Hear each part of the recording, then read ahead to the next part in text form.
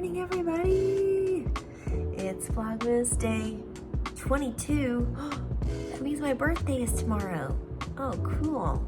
Well, I'm up. I'm still at the hotel. I'm gonna go down and get some breakfast and bring it back up here. Okay, who do we have here? Pancake people or waffle people? Because I have to say, I'm a waffle person. Not that I would turn down a pancake, but that crunch. I'm gonna give that breakfast a 2 out of 5 because, well, the waffle machine was slightly broken. It still cooked it, but it didn't do exactly what it was supposed to do. And I know it wasn't just me because the lady next to me was like, oh, it was doing that to me too. The coffee, not good. Not good at all. I gotta stop and get some real coffee. And they didn't pre-peel their hard-boiled eggs. What? I had to do it all by myself, and then there were like little tiny bits of shell on it that I had to take to the sink and wash off. Imagine if I had eaten in the lobby. I would have had to do that in front of everybody, or I wouldn't have been able to do it at all. What was good? The flavor was okay. Yeah, flavor was pretty good, but not in the coffee.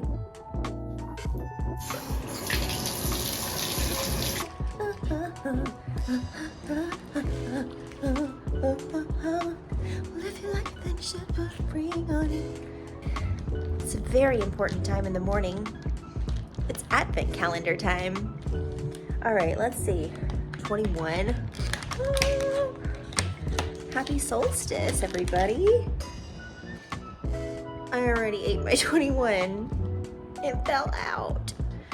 Well, it was a snowman.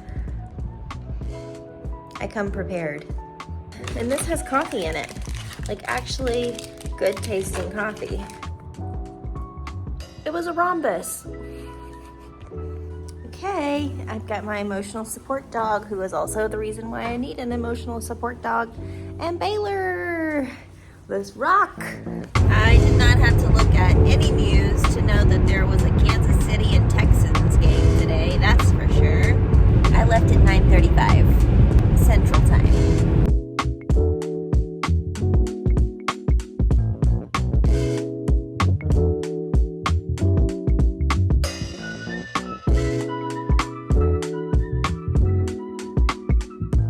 I just got a Pilot coffee.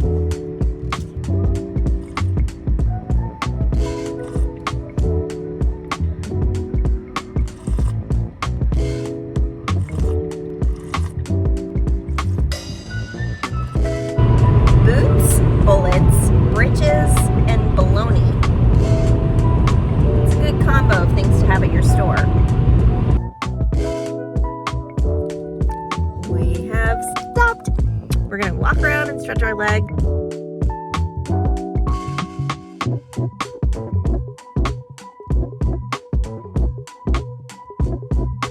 It's turning out to be a quite beautiful day. So I think we're only a little bit away from turning to start going south. We've just been going east for a day and a half.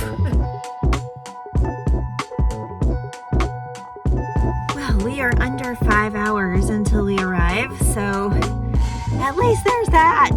I finally just saw my Spotify Wrapped, and it was exactly as expected. My number 1 artist was Colinga, and my favorite song was Kozala by Colinga. And my number 2 artist was Oscar Jerome. Totally knew that's what it was gonna be. My 3rd favorite artist was Nubian Twist. My 4th favorite band was Pa Cow, who I actually saw live, and that's how they became in my top playlist. Thanks, Levitt Pavilion. And then my 5th favorite band was Fork, F-O-R-Q, which I only got into kind of late in the year. I listened to a lot of different bands this year, but I know those ones got a lot of playtime. If you haven't checked out any of those bands before, I would highly recommend you good. Also, I'm always looking for new music, so if you want to comment and leave a link to your Spotify rap down below, I would definitely listen to it. So while we're on the topic of music, I'm going to share a little musical year in review. I'll go by month and then we'll add it up at the end. These are plays, ballets, live concerts, the symphony, all different kinds of things, but I went to 4 live events in January 2024. In February, I saw 5 shows. In March, I saw 6 shows. There were only 2 things, jazz and the symphony. In April, I saw 5 shows. One of them was a play at DCPA. One was a laser light show with like pre-recorded music, but I'm counting that as a live event. In May, I went to 6 shows, including on the 31st, the opening day of Levitt Pavilion, which you're going to start to see a trend forming with that venue. On the 1st and 2nd of June, I went to the Outside Festival, and I saw 6 bands. I'm not sure if you want to count each one of those bands as a different concert, or if we could just count each day as a different concert. After that festival, I left the next weekend going to Honduras for a week, so I didn't see any bands while I was gone. But the first day I got back, I went to the Flatirons Festival with my dad, and we saw a band there.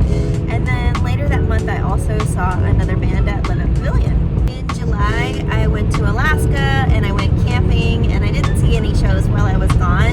Chelsea came for a while. We saw a couple of shows together, one at Red Rocks. I think that may have been my only Red Rocks show of the year.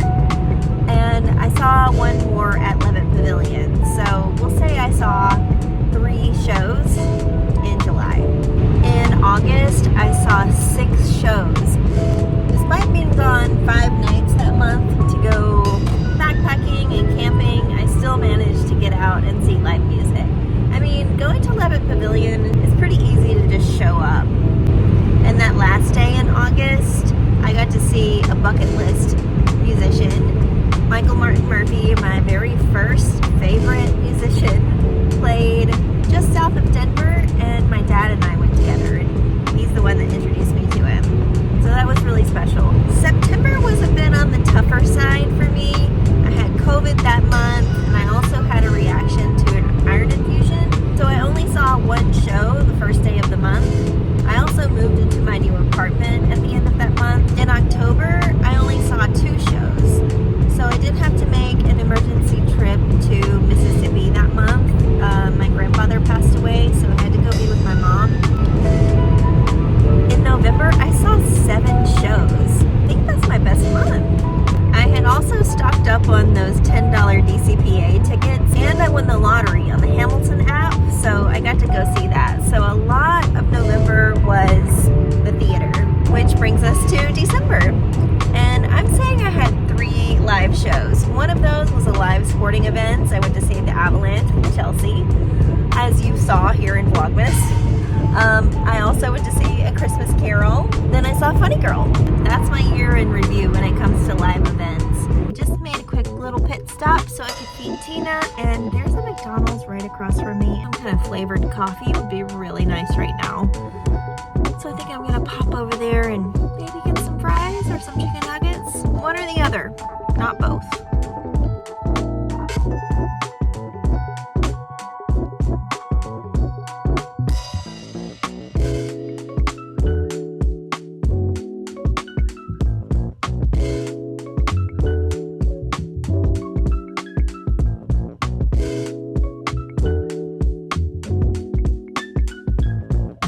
Memphis, and I'm on the final highway before getting to Tupelo. I might as well start changing my accent. 89 miles, and then I'll be there. Alright, we're ready. Seriously, observe how much it changes. Just take note. Alright, that's the final pit stop at the QT in Olive Branch. We're headed on home now, and it feels really nostalgic to be in Mississippi right now. Be of good cheer and don't hit a deer. I'll do my best. I am feeling really grateful for my taste in music right now. I'm from Mississippi, the birthplace of American music. I owe my taste in music to being raised here. Not only did I have some interesting exposure as a young child, but music is what made me different in college. I'm grateful I was raised out in the country with the stars. They're just so bright everywhere. Every single night that it was clear, I had the opportunity to see this. It's pretty epic. I just got into Tupelo and I'm about to see my mom. My friend and I from high school have just been talking about what we're going to do on the 23rd, and I'm super excited about it. I know you're going to love this.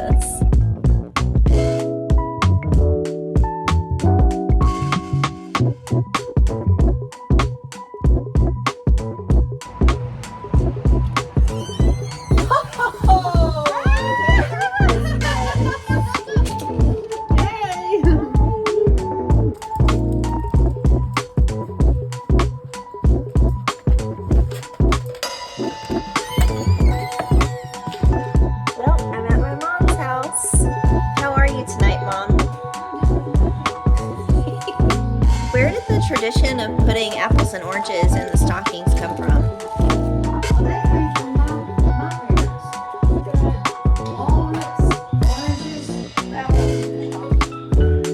Walnuts, oranges, and apples. This is my mom, everybody. Mom, can you show me the oldest Christmas decoration you have? The oldest I actually have in my possession is the cross stitch things that I did when I was carrying you, but I don't have them up. We're actually about to work really hard and slave over a homemade cake. So this is going to be my birthday cake. Yeah. There's a bell ornament. That's probably tell Wow. So we're going to call in a friend to help us with this cake. Okay. Oh, Betty! All right, let's heat the oven at 360.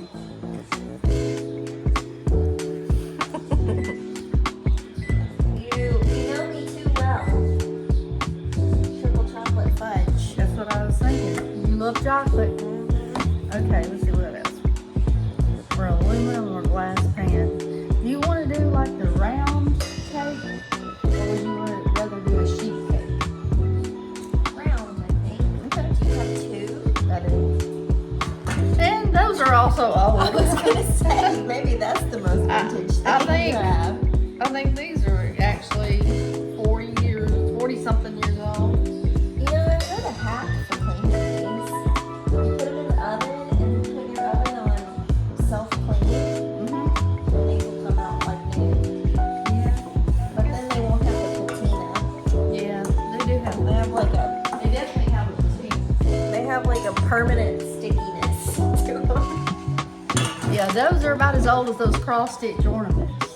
What would you say is the most vintage thing you have in this house that's not Christmassy? Something that was like Probably your grandma's. Probably one of these. What does it say on that? Le Persil? Well, What? I think I got was green stamps. Are you old enough to remember us talking about green stamps? Green stamps. Yeah. You know what this just reminded me of? April Fool's Day. When you sprayed the telephone with shaving cream. Oh, I don't remember that. I was talking about when I put the rubber band around the spray thing. You turned the water on, it sprayed on you. Yeah, I don't remember that. I do remember the shaving cream though. When you picked up the receiver on the phone, Yeah. it had shaving cream on it. Oh my gosh, I probably ruined the phone. This is old. How old is that? Same amount of time, about 4 years. What brand is it? Warranty Okay, so if you're The wedding gift. That's all I wanted. wow. If you're in the market for a mixer, get Warring brand. You probably can't even find it anymore. You could probably find it on eBay. Yeah, eBay is a good place for stuff like that. Should I just pour in now? Yeah, go ahead.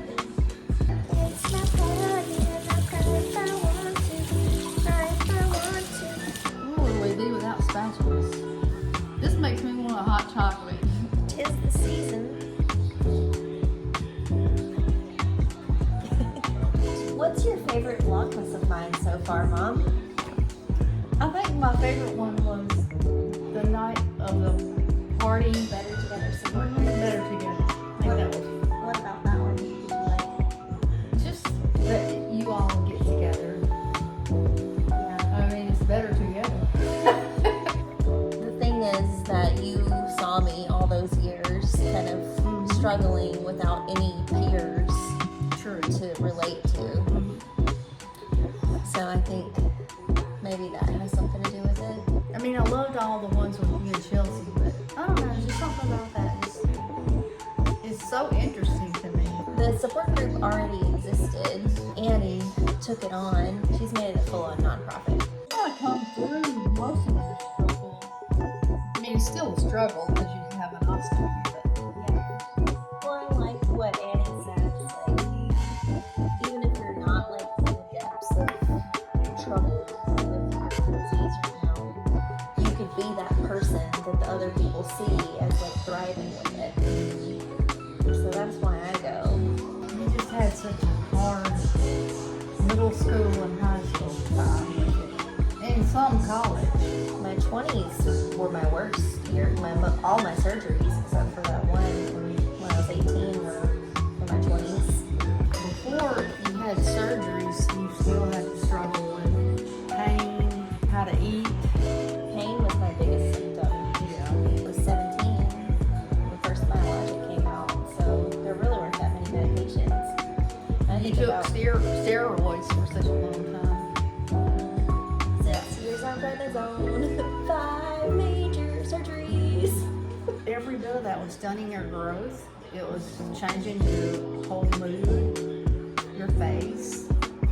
Preteen, which is already an awkward time. Exactly.